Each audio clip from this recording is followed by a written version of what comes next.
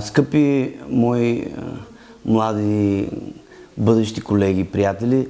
Бързо на сцената за танца! Ама аз не играя в това представление, бе!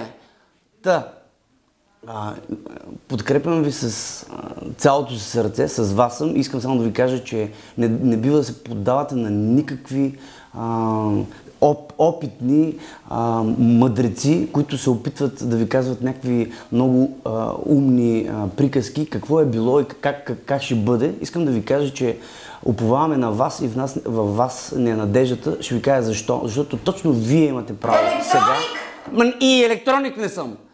Точно вие имате право да кажете, аз сега се създавам като човек, като започвам на чисто и искам да започна наистина на чисто.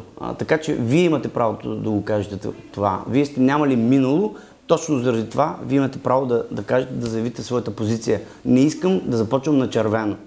Буквално. И в буквално, и в преносния смисъл. Така че съм с вас и ви подкрепям.